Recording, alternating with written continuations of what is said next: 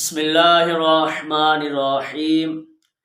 کیا روزے کے لیے غسل جنابت سے اور عورت کا حیض و نفاس سے پاک ہونا ضروری ہے؟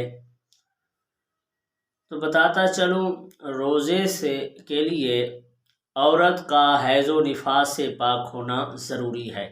یعنی اگر عورت حالت حیض یعنی اپنے ایام مخصوص جو ماہواری کے ہوتے ہیں یا بچے کے پیدا ہونے کے بعد جو خون آتا ہے اس حالت میں ہے، تو اب اس صورت میں عورت پر روزہ لازم نہیں ہوگا، بلکہ ان روزوں کی اور دنوں میں قضا کریں گی۔ لیکن غسل جنابت یعنی وہ غسل جو ناپاکی کی وجہ سے، یعنی آپ صبح اٹھے اور آپ کو معلوم ہوا کہ آپ پر غسل فرض ہے، یا اور کوئی وجہ جس کی وجہ سے غسل فرض ہو جاتا ہے، تو اب اس صورت میں آپ روزہ رکھ سکتے ہیں۔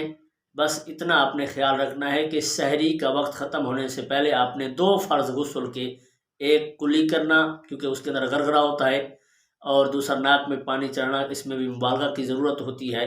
تو اگر آپ روزے کی حالت میں غرغرہ کریں گے تو ہو سکتا ہے پانی حلق کے نیچے اتر جائے، یا آپ ناک میں پانی چڑھائے ہو سکتا ہے پانی دماغ کی طرف چلا جائے، تو اس سے آپ کا روزہ ٹوٹ سکتا ہے۔ تو اس لیے یہ 2 فرض آپ نے سحری کا وقت ختم ہونے سے پہلے ادا کر لینا ہے۔ اس کے بعد آپ آرام سے سحری کریں، اور جب سحری کا وقت ختم ہو جائے اور آپ آرام سے غسل کریں اور نماز ادا کریں۔